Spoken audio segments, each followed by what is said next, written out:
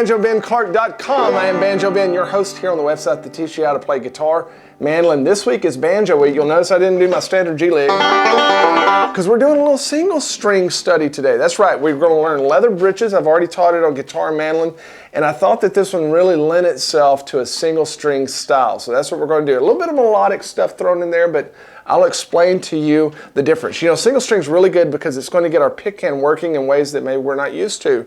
You know, and our goal, our objective is to be able to tell our hand to do whatever we want to do, and it shall respond. And so this will be a good one to get you some really good pick hand practice. If you're watching on Facebook or YouTube here in a moment, I'll ask you to come over to the website, BanjoBenClark.com. You can join as a Gold Pick member, watch this 20-plus minute video lesson. You can download the tabs, download 3 different speeds of MP3 rhythm tracks I have for you. For this lesson and hundreds of others, I'd be honored to have you on board. Let's start this lesson of leather britches right now.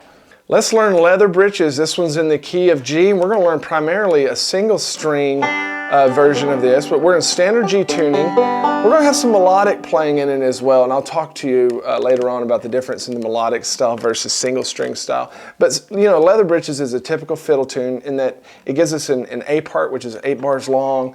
The melody sounds like this. And that will go 8 bars, and it will repeat itself. And then it goes into a B part, has a little different chord progression and a different melody.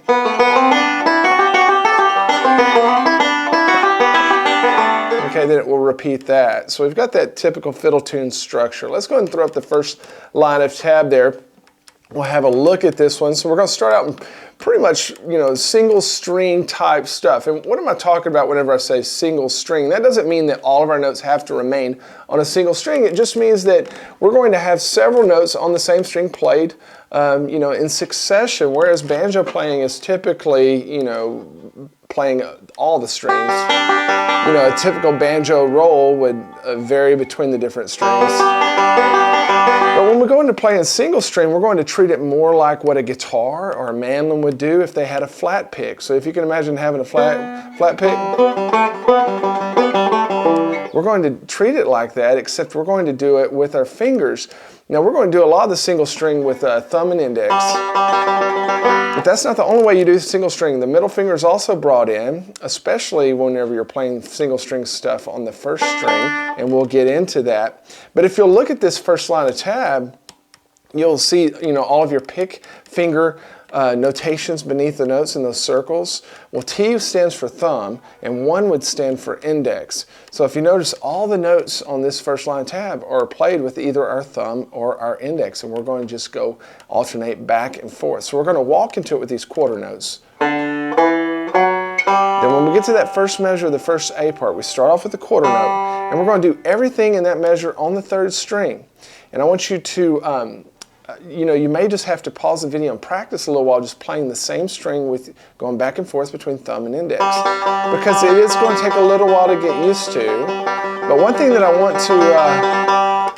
want to advise you in is that you're going to have a tendency to get stiff when you're trying to do this because you're trying to play fast. But actually the fastest, smoothest sounding single string playing comes from a very, very relaxed pick hand, okay? So you want to strive to not have any tension in your playing. But that measure, I guess technically measure 3 there, we're going to jump up to the 4th fret, come back to the open G, 2nd fret, open G, 4th fret, open G. So. Okay, now in measure 4, we're going to jump down, started on the low D string, and then come right back up. And then again, we'll have a repeat of measure 2. Okay, so that'll take a little time. Let me play it for you somewhat slowly. We'll play it much slower later on. It sounds like this. 1, 2, 3, 4, 1.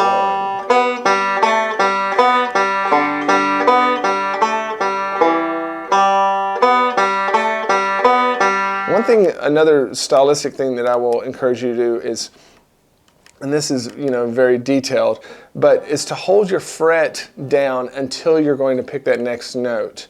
Okay, so whenever I play that 4th fret and then I have an open G string, I'm going to release it right as I'm picking that G string. If you don't do that, it'll make it sound much more staccato. Okay, we want it to sound as legato as we can, at least I do.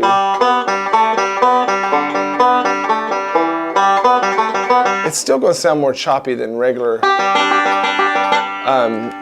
role playing because we're muting we're playing the same string over and over again. As we get to measure 6, we have kind of a little Scruggs lick here, but we're going to do it single string style. So we start off with a hammer on, and then we're going to pick the rest of the notes. So measure 6. Now we're halfway through this first A part. We're going to have some more of this single string action. But then here in measure 9, we're going to walk up to start wrapping up the first time through the A part. We're going over a C chord for the first time.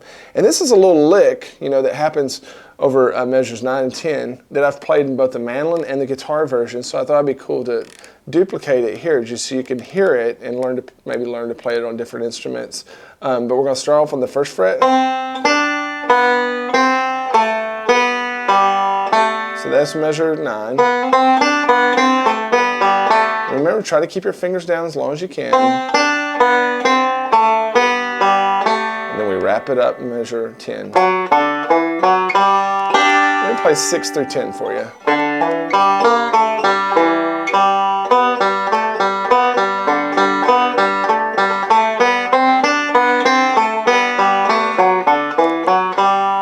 And that's the first time through, that's the first A part. Now we're going to do another A part. But we're going to change up the way we play it a little bit, present the melody in a little different way. Let's check that out.